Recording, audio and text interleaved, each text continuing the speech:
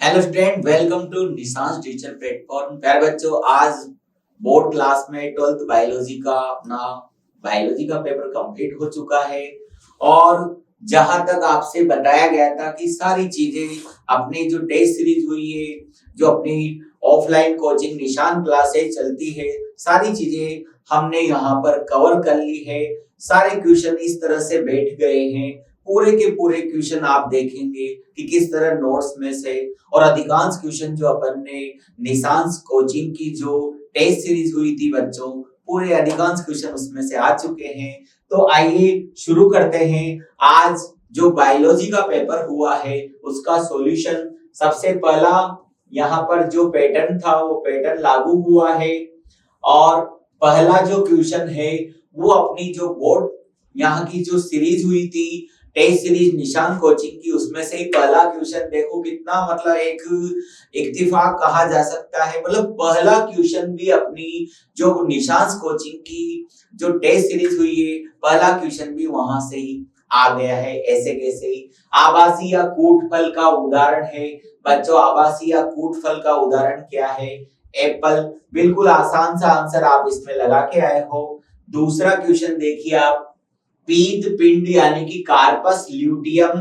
Corpus luteum जो है संरचना है द्वारा भारी मात्रा में स्रावित हार्मोन है। पीत पिंड के द्वारा कौन सा हार्मोन सबसे ज्यादा मात्रा में निकाला जाता है बच्चों? वह है प्रोजेस्टेरोन हार्मोन। द्वितीयक शुक्राणु कोशिका में गुणसूत्रों की संख्या होती है बच्चों। द्वितीयक शुक्राणु कोशिका जो है उसमें पूछी गई है यहाँ पर शुक्राणुओं की संख्या। प्राथमिक शुक्राणु कोशिका में गुणसूत्रों की संख्या कितनी होती है बच्चों? 23। अब यहाँ पर प्राथमिक की जगह यहाँ द्वितीयक पूछा गया है तो आंसर हो जाएगा यहाँ पर अपना 23, क्योंकि प्राथमिक में गुणसूत्रों की संख्या होती है 46। लेकिन यहाँ पर प्राथमिक नहीं पूछा गया है। क्या पूछा गया है? द्वितीयक शुक्राणु कोशिका। द्वितीयक शुक्राणु कोशिका में गुणसूत्रों की संख्या हो गई 23। गर्भावस्था, अगला क्वेश्चन देखिए आप। गर्भावस्था रोकने का स्थायी माध्यम है बच्चों। गर्भावस्था यानी कि परमानेंटली अगर गर्भ धारण होने से रोकना है तो उसका यहाँ पर स्थायी माध्यम, ये अपनी टेस्ट सीरीज का क्वेश्चन है। हमने यहाँ पर चित्र सहित उस चीज को आपसे डिस्कस किया था। तो बंध्यकरण यहाँ पर सबसे अच्छा आंसर है इसका। नेक्स्ट क्वेश्चन देखिए आप। वंशागति का क्रोमोसोम सिद्धांत मुझे अच्छी तरह याद है बच्चों। हमने जो टेस्ट सीरीज चलाई थी उसमें यहाँ पर रिक्त स्थान में आपसे पूछा गया था वंशागति का क्रोमोसोम सिद्धांत। तो वाल्टन, सट्टन और बोवेरी ने ये सिद्धांत दिया था। बहुत अच्छा यहाँ पर पूछा गया है। नेक्स्ट क्वेश्चन देखिए बच्चों। समयुग्मजी प्रभाविता को प्रदर्शित करने वाला जीनोटाइप। जब हम यहाँ पर ऑफलाइन पढ़ रहे थे निशान कोचिंग में तो आपसे बोला गया था कि आपको इसको लिखना भी आना चाहिए बच्चों।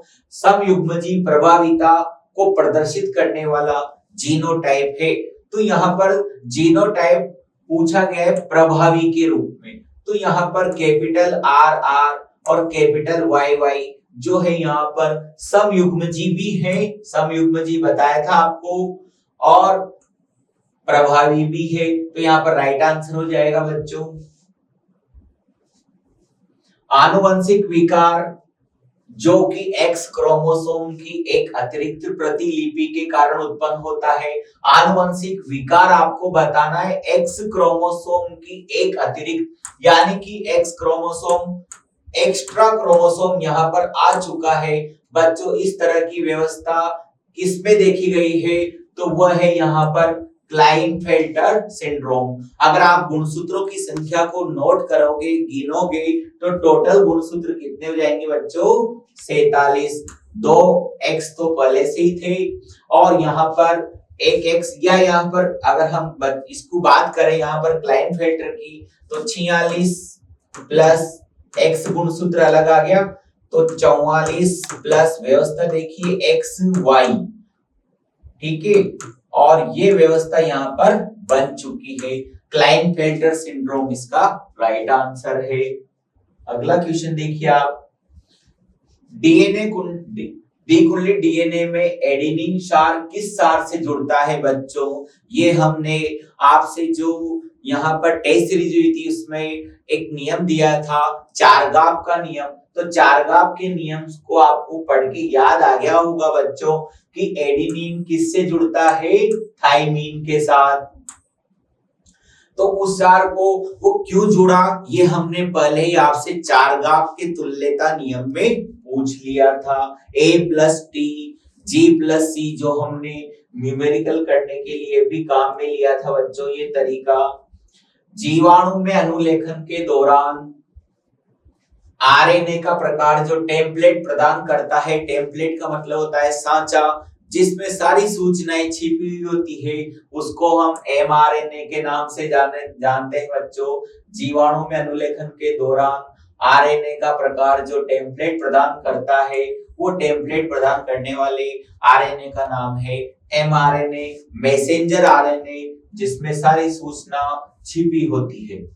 विकास के डार्विन सिद्धांत का मूल तत्व है। विकास से संबंधित डार्विन नामक वैज्ञानिक ने सिद्धांत दिया था, प्राकृतिक चुनाव, प्रकृति चुनाव करती है। बहुत अच्छा क्वेश्चन यहाँ पर पूछा गया है, राइट आंसर है प्राकृतिक चुनाव। एचआईवी विषाणु का प्रकार है। एचआईवी विषाणु का प्रकार आपसे ये क्वेश्चन भी पश्य विषाणु की प्रतिकृति आपसे पूछी गई थी। तो यहाँ पर रेट्रोवायरस, जिसको हम हिंदी में पश्य विषाणु भी लिख सकते हैं, शुद्ध हिंदी में पश्य विषाणु, रेट्रोवायरस, याद आ गया बच्चों, राइट आंसर। एचआईवी विषाणु का प्रकार है रेट्रोवायरस। टाइफाइड ज्वर की पुष्टि किस परीक्षण से की जाती है बच्चों? जब हम इसको पढ़ रहे थे तो पता लगाया था, बताया था आपको कि सबसे ज्यादा विडाल टेस्ट जो है इस मामले में फेमस है। टाइफाइड के लिए कौन सा टेस्ट होता है बच्चों? Widal test. बहुत अच्छे ढंग से हमने डिस्कस किया था। निशान कोचिंग की जो ऑफलाइन क्लासेज है वहां पर हमने ये पहले ही बहुत अच्छे ढंग से डिस्कस किया हुआ है। बायोगैस के उत्पादन से संबंधित सूक्ष्म जीव है। बायोगैस के उत्पादन से संबंधित सूक्ष्म जीव हमें यहाँ पर अलग अलग प्रकार बताए गए हैं, लेकिन आपको अच्छी तरह बताया गया था बच्चों कि मेथेनोजन क्या है? जीवाणु। मेथेनोजन जीवाणु जो है बायोगैस के उत्पादन में सबसे ज्यादा मुख्य भूमिका निभाता है। एंजाइम, अगला क्वेश्चन, एंजाइम जिसका प्रयोग बोतल वाले फलों के रस को अत्यधिक साफ और स्वच्छ दिखने के लिए किया जाता है। तो यहाँ पर आप देखेंगे कौन से एंजाइम सबसे ज्यादा काम में लिए जाते हैं? पेक्टिनेज और प्रोटीएजेज, ये आपने देखे थे और हमने काफी अच्छे ढंग से आपको बताया था कि बोतल का जो रस है वो इतना साफ क्यों दिखता है। तो पेक्टिनेज एंजाइम, प्रोटीएज एंजाइम उसमें डाले जाते हैं, इसलिए बोतल का रस बिल्कुल क्लीन दिखता है, ऐसा घर पर नहीं बनता है। बच्चों अगला क्वेश्चन तो आपको बहुत अच्छी तरह पता है, हमने टेस्ट सीरीज में जो पेपर लिया था उसमें बिल्कुल यहाँ पर ये का ही क्वेश्चन पूछा गया था और आपको चौथे नंबर वाले का नाम बताना था। यहाँ पर भी बिल्कुल वही पूछा गया है। इको आर पस्ट में आर से जीवाणु का क्या अभिप्राय है? तो बच्चों इको आर पस्ट लिखा हुआ है। जात, यहाँ पर आपने देखा वंश का नाम, जाति का नाम और क्या है? प्रभेद का नाम। तो यहाँ पर आर क्या है बच्चों? प्रभेद का नाम है। बहुत अच्छे ढंग से हमने ये का एक क्वेश्चन बिल्कुल डिस्कस किया हुआ है। पता है आपको कि टेस्ट सीरीज में क्वेश्चन आया था और किस तरह ऑब्जेक्टिव में क्वेश्चन पूछा गया था। बीटी कपास पौधे किस जीव से सुरक्षित रखते हैं? तो यहाँ पर बीटी कपास अपन ने पहले ही डिस्कस किया हुआ है, टेस्ट सीरीज में भी क्वेश्चन डाला हुआ है बच्चों कि ये जो बीटी कपास है वो कीटों को मारने में काम आते हैं। जब आप सारे पेपर देख लोगे B1, B2, B3, B4 और मेजर जो पेपर हुआ है उसमें ये शब्द इस क्वेश्चन के साथ ऐसे कैसे जुड़ा हुआ है कि बीटी कपास के पौधे कीटों को मारने के लिए काम में लिए जाते हैं। हमने इससे आगे की डिटेल भी आपसे डिस्कस की हुई है। तो ये सारी चीजें आपको ऐसे कैसे कीट के साथ बीटी कपास पादप पक्का मिलेगा, ये सारा अपन टेस्ट सीरीज में डिस्कस कर चुके हैं। समष्टि गुण में नर और मादा का अनुपात क्या कहलाता है बच्चों? नर और मादा का जो अनुपात है वो यहाँ पर लिंग अनुपात कहलाता है। बिल्कुल सिंपल क्वेश्चन यहाँ पर पूछा गया है।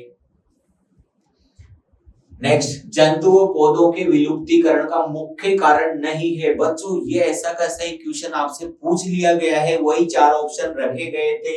क्या सविलुप्तता से यहाँ पर कारण है या नहीं है? बिल्कुल विलुप्तीकरण का मुख्य कारण है, बिल्कुल है। विदेशी जातियों का आक्रमण बिल्कुल है। शिकार करना बिल्कुल है। लेकिन विलुप्ति का एक कारण बाह्यस्थानीय संरक्षण नहीं है। तो राइट आंसर आ जाएगा यहाँ पर बाह्यस्थानीय, बल्कि ये विलुप्ति का कारण नहीं है, ये उनको संरक्षित करने का कारण है। नेक्स्ट क्वेश्चन देखिए आप, रिक्त स्थानों की पूर्ति कीजिए। दूसरा पार्ट चालू हो चुका है बच्चों। यहाँ पर आप देखेंगे पूरा पैटर्न से बताया गया है, बोर्ड ने पूरा पैटर्न काम में लिया है। 18वां क्वेश्चन, यानी कि आपसे बोला गया था बच्चों मेजर पेपर को आप देखेंगे, जो निशान कोचिंग का जो मेजर पेपर हुआ है उसमें 18 ऑब्जेक्टिव क्वेश्चन आपके सामने डाले गए थे और यहाँ पर भी 18 क्वेश्चन पूछ लिए गए हैं। दूसरा पार्ट चालू हो गया, रिक्त स्थानों की पूर्ति कीजिए। रिक्त स्थानों की पूर्ति कीजिए में एक प्रारूपी द्विबीजपत्री भ्रूण में एक भ्रूणीय अक्ष होती है और एक भ्रूणीय अक्ष के साथ 2 बीजपत्र पाए जाते हैं। बिल्कुल ये की लाइन अपनी नोट्स की कॉपी में लिखी हुई है बच्चों, आराम से आप इसका आंसर दे सकते हैं। भ्रूण और मातृ शरीर के साथ संरचनात्मक क्रियात्मक इकाई को क्या कहते हैं? अप्रा या प्लेसेंटा कहते हैं। बहुत सिंपल क्वेश्चन पूछा गया है। शरीर की रक्षा के लिए बने बनाए प्रतिरक्षी, ये तो बिल्कुल ऐसे कैसे ही जो हमने टेस्ट सीरीज में आपसे रिक्त स्थान में पूछा था बच्चों, सेम टू सेम आ गया। बने बनाए प्रतिरक्षी दिए जाते हैं तो हम उन्हें क्या कहेंगे? निष्क्रिय प्रतिरक्षा, जिसमें बने बनाए प्रतिरक्षी बाहर से शरीर में डाले जाते हैं। नेक्स्ट क्वेश्चन देखिए आप, मलेरिया परजीवी को अपना जीवन चक्र पूरा करने के लिए 2 परपोषी चाहिए बच्चों। 2 परपोषी में नाम आ गया मानव, मनुष्य और मच्छर। बिल्कुल सिंपल क्वेश्चन यहाँ पर पूछा गया है।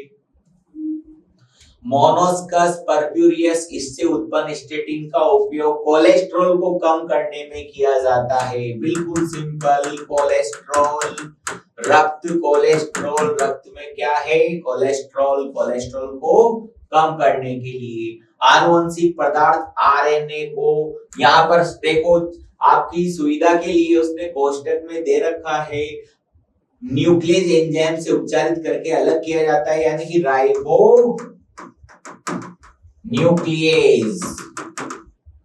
तो राइबो न्यूक्लियस एंजाइम से उसको अलग कर लिया जाता है। किसको? आरएनए को। बहुत अच्छा यहाँ पर पूछा गया है बच्चों। बिल्कुल भी उम्मीद है आप बिल्कुल घबराए नहीं होंगे, बिल्कुल नॉर्मली चल रहा है। कोई ऐसा विशेष यहाँ पर नहीं पूछा गया है, क्योंकि आपकी जो तैयारी थी, आपकी जो लेवल थी, मेहनत करने का जो लेवल था वो काफी अपर था, ऊंचा था। इस वजह से ये क्वेश्चन ये बिल्कुल नॉर्मल लग रहा है आपको ये क्वेश्चन पेपर। पारजीवी गाय यानी कि रोजी गाय से मानव प्रोटीन, कौन सी मानव प्रोटीन मिलती है? लेक्टा, अल्फा लेक्टा, एल्बुमिन।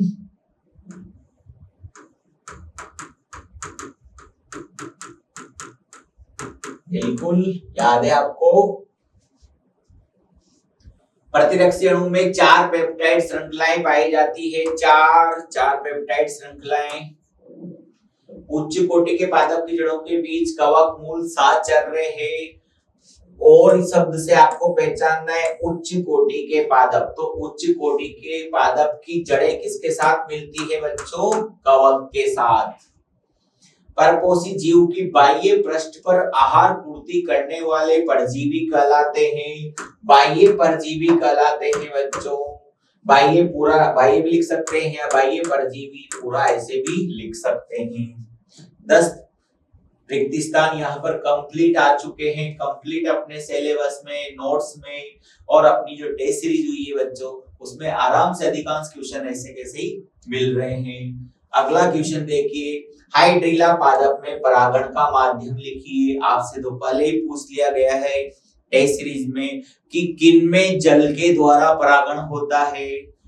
याद आया आपको, जल के द्वारा परागण किन में होता है? तो आप वहां ऑप्शन में लिख रहा था हाइड्रिला, और यहाँ पर इसी को वापस पूछ लिया गया है कि हाइड्रिला पादप में परागण का माध्यम लिखिए। तो जल के द्वारा परागण इसमें होता है। बिल्कुल सिंपल, यहाँ पर ऐसे जैसे मिला हुआ है टेस्ट सीरीज के पेपर से। शुक्राणु जनन को परिभाषित कीजिए। बहुत जब उस समय नोट्स आप लिख रहे थे बहुत अच्छे ढंग से समझाया था कि एक तो होता है बच्चों शुक्र जनन और एक होता है बच्चों शुक्राणु जनन। तो शुक्र जनन और शुक्राणु जनन में थोड़ा सा अंतर यह है कि यहाँ पर पूछा गया है शुक्राणु जनन नॉर्मली आपसे बताया गया था कि जो शुक्राणु पूर्वी होता है उस शुक्राणु पूर्वी से क्या बनेगा बच्चों? शुक्राणु पूर्वी तो अगतिशील थी और उससे गतिशील शुक्राणु बन गया, तो उस प्रक्रिया को शुक्राणु जनन कहते हैं। मेंडल के एक संकर संकरण में F2 पीढ़ी में शुद्ध लंबे को कैसे लिखेंगे? संकर लंबे बौने पौधे, इनका अनुपात आपको बताना है 1:1। यह अनुपात आपसे पूछा गया है, बिल्कुल सिंपल क्वेश्चन है। नेक्स्ट क्वेश्चन है बच्चों यू। ये तो ऐसे कैसे अपने टेस्ट सीरीज में आपसे पूछा गया था, वो का वही कोड था। 64 कोड में से देखो कोड तक भी यहाँ पर जो है टेस्ट सीरीज के पेपर से मिल चुका है। Triple U code phenylalanine amino अम्ल का कूट लेखन करेगा। फेनिल एलेनिन ऐसे कैसे पूछ लिया गया था टेस्ट सीरीज का, ऐसे कैसे क्वेश्चन यहाँ पर मिल चुका है बच्चों। आनुवंशिक संतुलन को परिभाषित कीजिए। जीवों में पीढ़ी दर पीढ़ी जो लक्षण होते हैं, जीन होते हैं, वो पीढ़ी दर पीढ़ी बिल्कुल अपरिवर्तित अवस्था में बने रहते हैं, उसे हम आनुवंशिक संतुलन की स्थिति कहते हैं। आनुवंशिक संतुलन का मतलब जो जीन होते हैं वो पीढ़ी दर पीढ़ी अपरिवर्तित अवस्था में होते हैं। ये नोट्स में से अपने क्वेश्चन बिल्कुल सटीक लिखा रखा है। साइक्लोस्पोरिन ए के उत्पादन में कवक का नाम लिखिए। ट्राइकोडर्मा कवक का उपयोग किया जाता है बच्चों। ट्राइकोडर्मा फेमस कवक है, आप इसमें आंसर लिख चुके होंगे। दूध की अपेक्षा मैं लिख देता हूं आंसर, ट्राइकोडर्मा कवक। ट्राइकोडर्मा पॉलीस्पोरम पूरा नाम भी है, ट्राइकोडर्मा कवक आप नॉर्मल भी लिख सकते हैं। दूध की अपेक्षा दही में कौन सा विटामिन आपको देखने को मिलेगा बच्चों? तो दूध की अपेक्षा दही में विटामिन B12 आप जानते हो, विटामिन B12 जो है वो दही में पाया जाता है, तो विटामिन B12 इसका आंसर हो जाएगा।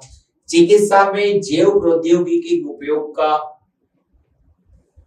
एक उदाहरण लिखिए। चिकित्सा में जैव प्रौद्योगिकी के उपयोग का कोई एक उदाहरण लिखना है बच्चों। यहाँ चिकित्सा में जैव प्रौद्योगिकी का उपयोग बहुत अच्छे ढंग से हमने पढ़ रखा है। जो इंसुलिन हार्मोन है बच्चों, इंसुलिन हार्मोन हमने बनवाया था।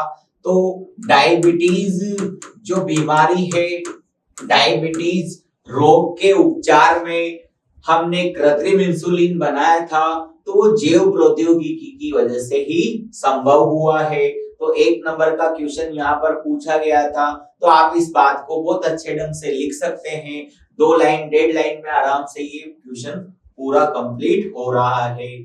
समष्टि घनत्व को बढ़ाने वाले एक कारक को लिखिए। समष्टि घनत्व को 4 कारक प्रभावित करते हैं, लेकिन बढ़ाने वाले कारक का नाम पूछा है, तो बच्चों वो कारक हो सकता है जन्म दर। जन्म दर कारक यहाँ पर ले सकते हैं जो समष्टि घनत्व को बढ़ा देता है। स्वस्थानीय संरक्षण का एक उदाहरण लिखिए। बहुत अच्छा क्वेश्चन है बच्चों। स्वस्थानीय संरक्षण तो अपन ने टेस्ट सीरीज में काफी डिटेल से पढ़ रखा है, और एक मात्र उदाहरण बताना है तो आप इसमें बता सकते हैं, हॉट स्पॉट बता सकते हैं। यहाँ पर अभ्यारण्य यानी कि स्वस्थाने का मतलब आपको पहले ही बताया था, जहां पर जीव को उसके प्राकृतिक आवास में रखकर उन्हें संरक्षण प्रदान किया जाता है। तो नॉर्मली अपनी जो टेस्ट सीरीज हुई थी उसमें नॉर्मल क्वेश्चन आपसे पूछा गया था, वही बोर्ड में यहाँ पर ऐसे कैसे ही पूछ लिया गया है बच्चों।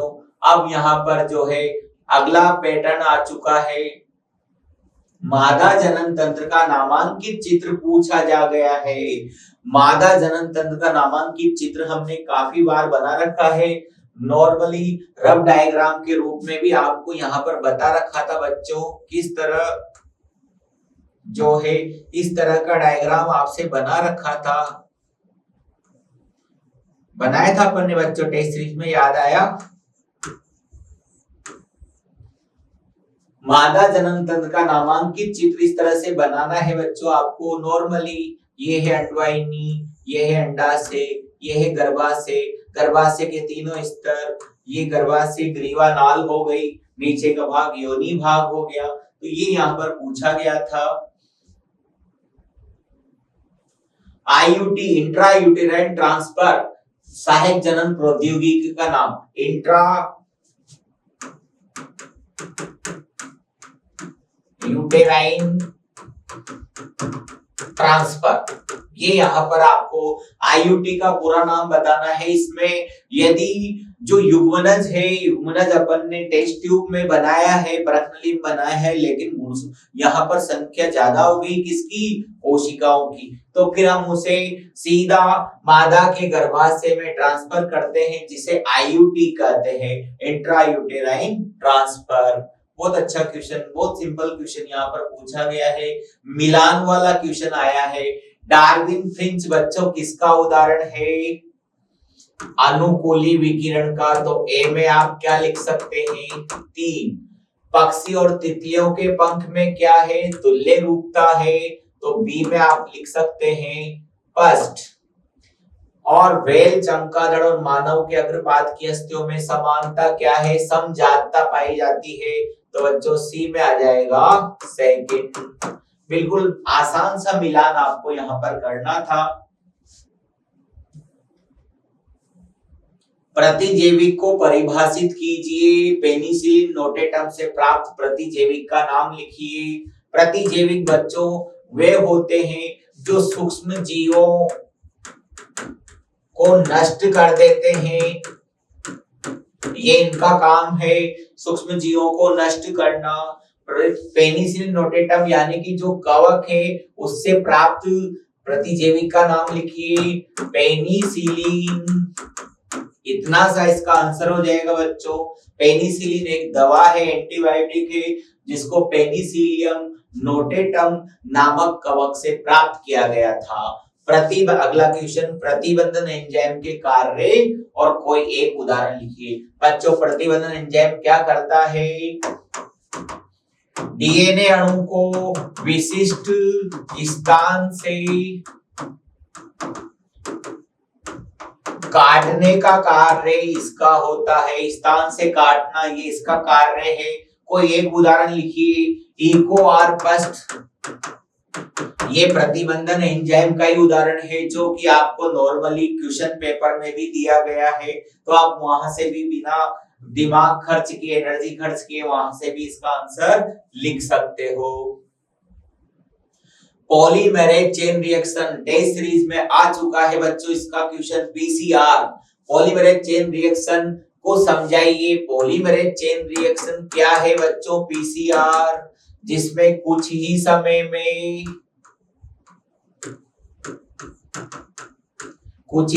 में डीएनए की लाखों प्रतियां प्राप्त की जा सकती है। लाखों प्रतियां कुछ ही सेकंडों में, कुछ ही समय में प्राप्त हो जाती है बच्चों, उसे पॉलीमेरेज चेन रिएक्शन कहते हैं। बहुत फेमस है, कोरोना की जांच में भी इसका उपयोग किया गया था। समझाइए, तो ये इसके बारे में हमने यहाँ पर बता दी। प्रोसेस यहाँ पर आपको नहीं लिखनी है, क्योंकि यहाँ पर छोटा क्वेश्चन है 1.5 नंबर का। नॉर्मली 1-2 बातें आप ज्यादा से ज्यादा और ऐड कर सकते हो। पीसीआर के बारे में आपको समझाना है। चरणों में अगर आप शॉर्ट में बताना चाहते हो तो चरण यहाँ पर बता सकते हो कि सबसे पहले हमने डीएनए को तोड़ा, उसके बाद पॉलीमरेज से उसका बहुगुणन कराया और तीसरे में उसकी प्रतिकृति बनना शुरू हो गई।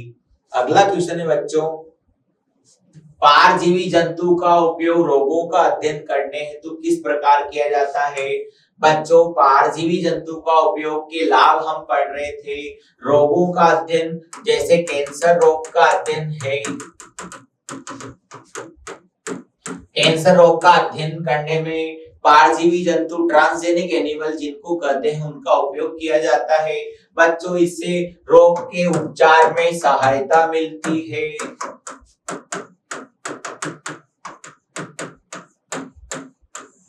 रोग के उपचार में सहायता मिलती है, नए उपचार का पता चल जाता है। तो ये यहाँ पर नॉर्मली आपको बताना है, पारजीवी जंतु का उपयोग रोगों का अध्ययन, रूमेटॉइड संधि शोथ रोग है,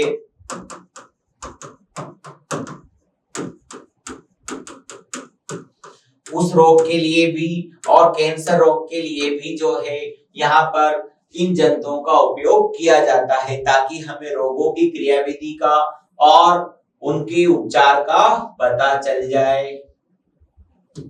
समष्टि पारस्परिक क्रिया, जिसमें परस्पर क्रिया करने वाली दोनों जातियों को लाभ होता है, उदाहरण देकर समझाइए। जिसमें दोनों जातियों को लाभ हो बच्चों, ये वाला जो सिंबल है, निशान है, वो हमें उपयोग करना है। सहोपकारिता उसे कहा जाता है। क्रिया का नाम क्या हो जाएगा बच्चों? सहोपकारिता। और यहाँ पर एक उदाहरण से समझा सकते हो आप। कौन सा उदाहरण लेना चाहते हो जिसमें आप दोनों जातियों को लाभ होता हुआ दिखा सकते हो? कवक मूल या माइकोराइजा, जिम्नोस्पर्म पादप जो उच्च कोटि के पादप है, उनमें भी आप ये बता सकते हो कि कवक और उच्च कोटि के पादप की जड़ों के बीच संबंध क्या दिखाता है? सहोपकारिता को दिखाता है। ये इसका राइट आंसर हो गया। नेक्स्ट है बच्चों, एक साधारण चारण खाद्य श्रृंखला के प्रत्येक पोषण स्तर को उदाहरण देकर समझाइए। जैसा कि बुक में भी बताया गया है, घास को आप टिड्डा खिला सकते हो, टिड्डा यहाँ पर घास को खा लेगा, टिड्डे को पक्षी को बच्चों बाज। यहाँ पर बता सकते हो, ये यहाँ पर उत्पादक हैं, ये प्राथमिक उपभोक्ता, ये द्वितीयक उपभोक्ता और बच्चों ये है तृतीयक उपभोक्ता।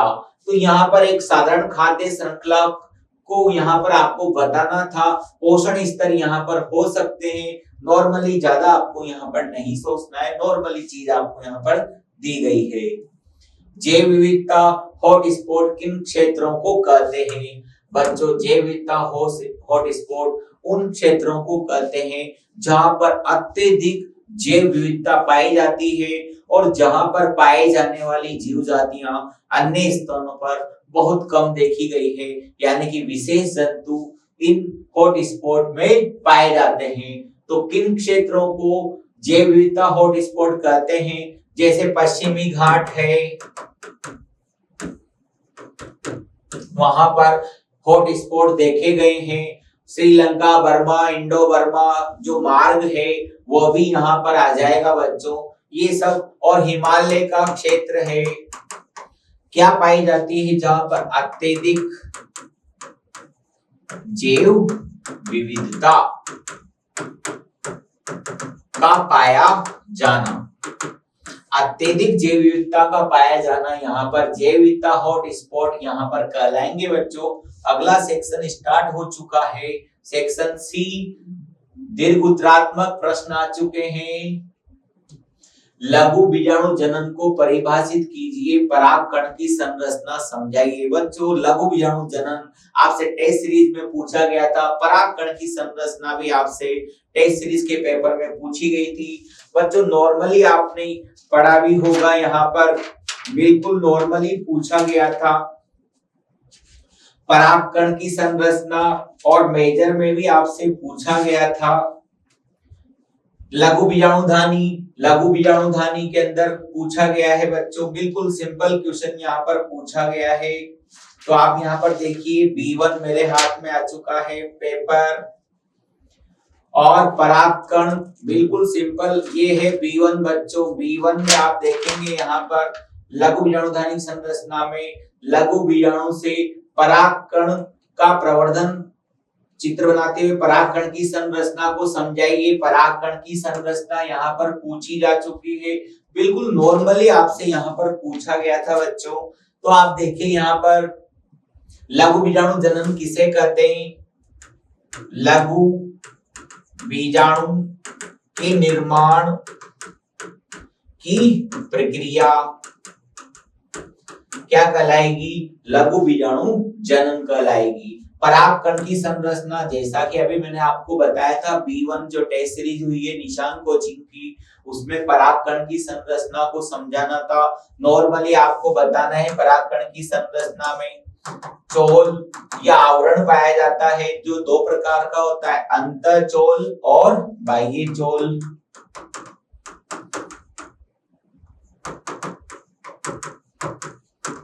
बच्चों अंतःचोल तो आप जानते हो नॉर्मली जो पतली झिल्ली होती है, बाह्य चोल बहुत इंपॉर्टेंट बात बताई थी, क्या पाया जाता है बच्चों बाह्य चोल में? स्पोरोपोलेनिन।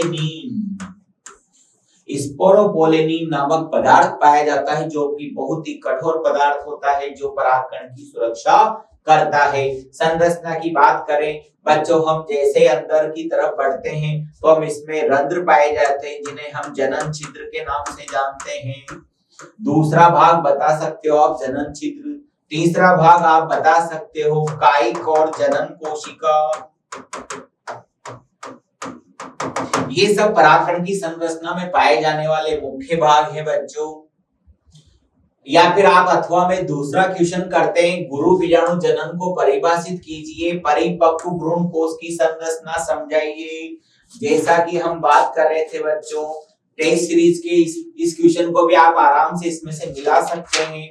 देखिए यहाँ पर पूरा क्वेश्चन यहाँ पर ऐसे कैसे पूछ लिया गया है बच्चों, आप देखेंगे परिपक्व भ्रूण कोश की संरचना। परिपक्व भ्रूण कोश जिसको हमने क्या कहा था? जिसको हमने मादा युग्म कोद्भिद कहा है। मादा युग्म कोद्भिद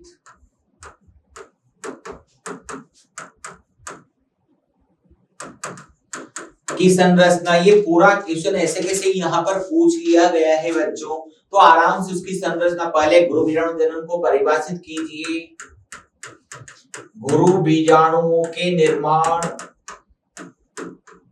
की प्रक्रिया को गुरु बीजाणु जनन कहते हैं। परिपक्व भ्रूण कोश की संरचना समझाइए। परिपक्व भ्रूण कोश की संरचना में आपको इस तरह का चित्र बना के संरचना समझा सकते हो आप।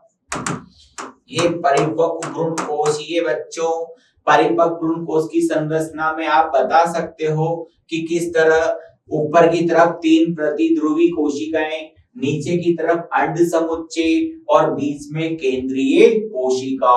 तो भ्रूण कोश की संरचना में 7 तो कोशिकाएं और 8 केंद्रक पाए जाते हैं। तो ये संरचना इजीली आपको बतानी थी बच्चों। बहुत अच्छा क्वेश्चन ये पूछा गया है, टेस्ट सीरीज में भी अपने ये क्वेश्चन पूछ लिया गया था। असुगुणिता का कारण लिखिए। डाउन सिंड्रोम के लक्षण लिखिए। बच्चों असुगुणिता क्यों होती है? क्योंकि गुणसूत्र की जो क्रोमेटिड है, क्रोमेटिड का क्या नहीं हो पाया? विसंयोजन, यानी कि वो अलग नहीं होना। गुणसूत्र की भुजा अलग नहीं हुई तो क्या उत्पन्न हो गई? असुगुणिता। तो ये आपको कारण बताना है।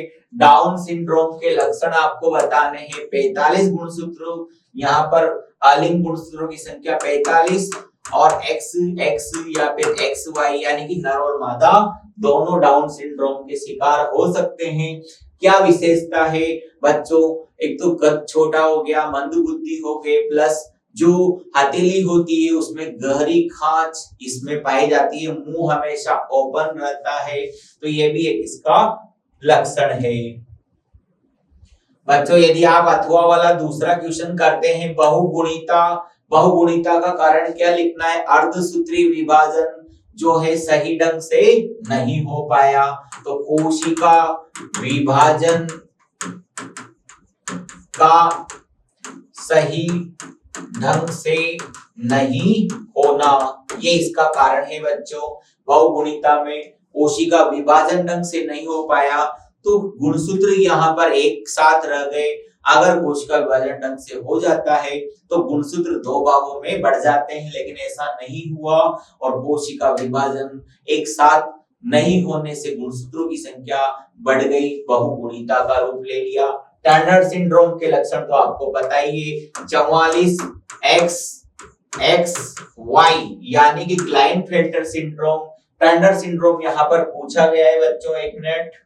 टर्नर सिंड्रोम में तो आप जानते हैं, टर्नर सिंड्रोम में बच्चों 44 प्लस X0 यानी कि X गुणसूत्र क्या हो गया, X गुणसूत्र का यहाँ पर लोप हो गया। तो ये मादाओं में होता है और ऐसी मादाओं में जो है द्वितीय गौण लैंगिक लक्षण उत्पन्न नहीं हो पाते। आवाज का पतली होना है और शरीर पर रोमों का या स्तनों का विकास यहाँ पर जो है नहीं हो पाएगा।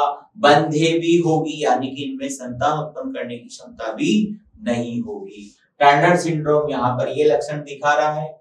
अगला क्वेश्चन देखिए आप, पारिस्थितिक तंत्र में जैव मात्रा के पिरामिड का वर्णन कीजिए।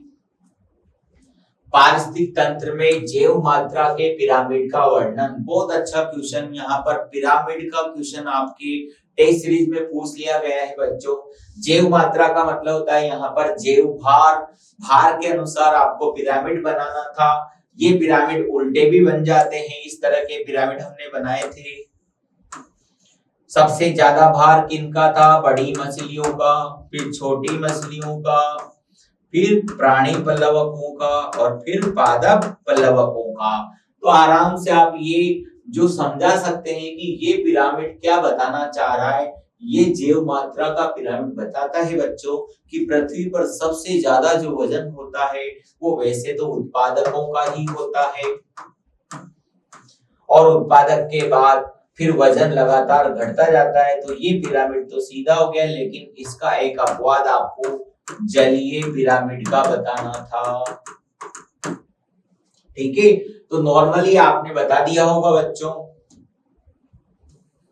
पारिस्थितिक तंत्र में ऊर्जा के पिरामिड का वर्णन कीजिए। इसमें तो आपको दिमाग लगाना ही नहीं है बच्चों। ऊर्जा पिरामिड तो हमेशा सीधे बनते हैं। पृथ्वी पर सबसे ज्यादा ऊर्जा किनके पास है, उत्पादकों के पास, फिर प्राथमिक उपभोक्ता, फिर द्वितीय उपभोक्ता और फिर तृतीयक उपभोक्ता। यानी कि ऊर्जा लगातार अगले स्तर में जाती जाती तो कमी होती जाती है, इसलिए ये पिरामिड कभी भी उल्टे नहीं बनते हैं, ये पिरामिड हमेशा सीधे बनते हैं। सेक्शन डी यानी कि पेपर का अंतिम खंड आ चुका है आपके सामने। क्या पूछा गया है पहले में, ई कोलाई कोशिका में डीएनए की प्रतिकृति की कार्य प्रणाली समझाइए। बिल्कुल नॉर्मली आपको बताना था बच्चों डीएनए की प्रतिकृति कैसे होती है। तो यहाँ पर आप देखेंगे ई कोलाई जीवाणु के हिसाब से बताना है। कोई बात नहीं, ई कोलाई जीवाणु के हिसाब से आप बता दो कि सबसे पहले डीएनए जो होता है वो किस तरह बंधा हुआ है, कौन सा बंध हाइड्रोजन बंध होता है। सबसे पहले यहाँ पर एंजाइम आएगा, हेलिकेज एंजाइम, जो इन बंधों को तोड़ता जाता है जिससे डीएनए की दोनों श्रृंखलाएं अलग होने लगती है। फिर आपने एंजाइम पढ़ा था ट्रोपोआइसोमेरेज।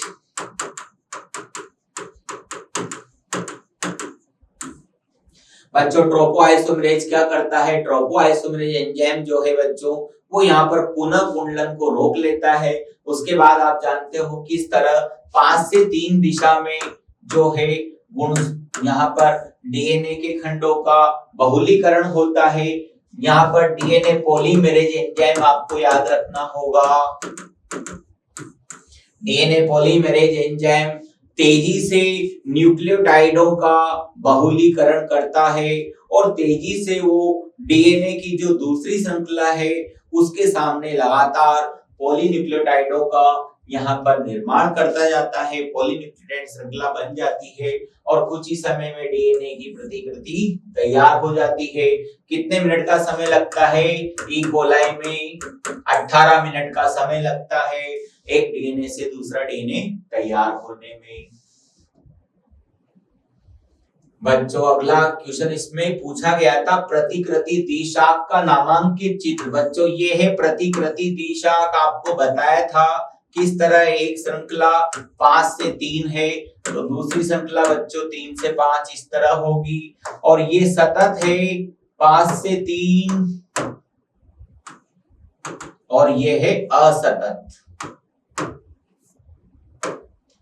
तो इसको हम बोलते हैं अग्रगामी, ये पश्चिमगामी है। ये देखिए आप, एक श्रृंखला पर तो लगातार डीएनए खंड जुड़ते जाते हैं बिना रुके, और दूसरी श्रृंखला पर डीएनए खंडों का छोटे छोटे टुकड़ों में यहाँ पर जमाव हो रहा है, जिन्हें ओकाजाकी खंड भी कहते हैं। ये प्रतिकृति द्विशाख का फेमस चित्र जो हमने क्लासरूम में काफी अच्छे ढंग से डिस्कस किया हुआ है, आपने आराम से बना रखा है। तो निशान कोचिंग में आपने ये चीजें बहुत अच्छे ढंग से डिस्कस की हुई है हमारे साथ। बिल्कुल। अगला क्वेश्चन देखो क्या आया है, डीएनए की अनुलेखन प्रक्रिया को समझाइए। बच्चों डीएनए की अनुलेखन प्रक्रिया, नॉर्मली अनुलेखन आपको बताना है। 3 चरण आप बता सकते हो, प्रारंभन, दीर्घीकरण और समापन। कौन सा एंजाइम काम में लोगे अनुलेखन क्रिया में? RNA polymerase.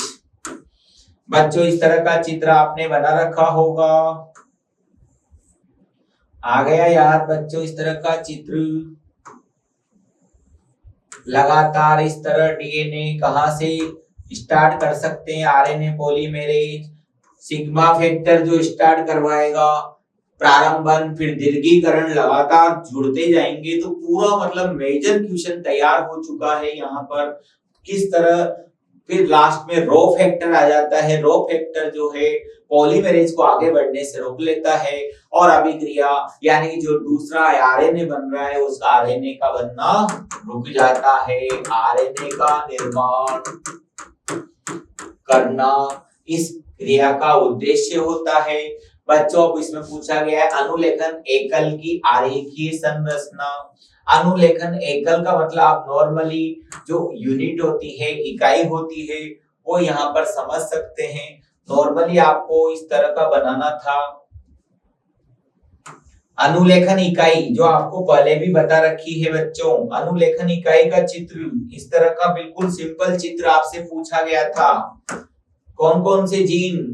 उन्नायक, प्रमोटर जीन, संरचनात्मक जीन, याद आ गया बच्चों, प्रमोटर, संरचनात्मक और टर्मिनेटर यानी कि समापक। ठीक है, 5 से 3, 3 से 5, 2 श्रृंखलाएं नॉर्मली आपको ध्यान रखनी थी। इसकी दिशा इधर है तो इसकी दिशा इधर होगी। तो ये प्रमोटर और संरचनात्मक और समापक जीन, ये यहाँ पर अनुलेखन इकाई या एकल की आरेखीय संरचना यहाँ पर बताई गई थी। ये भी हमने काफी अच्छे ढंग से डिस्कस कर ली थी बच्चों। अगला क्वेश्चन आया अमीबता रोग के 2 लक्षण। अमीबता रोग क्या होता है बच्चों? अमीबता रोग वही है अमीबियासिस। अमीबियासिस में क्या होगा? दस्त लग जाएंगे, कमजोरी, थकान, दुर्बलता आ जाएगी बच्चों। ठीक है, फेमस है अमीबता रोग दस्त के लिए। पेट दर्द होगा, ऐंठन हो जाएगी। साथ में क्या पूछा है? अमीबता रोग के संक्रमण के प्रमुख स्रोत। वैसे तो मक्खियों द्वारा होता है, साथ में आप मक्खियों के साथ साथ आप दूषित भोजन लिख सकते हैं, प्लस जल लिख सकते हैं। बच्चों ये यहाँ पर इसके मुख्य स्रोत है फैलने के।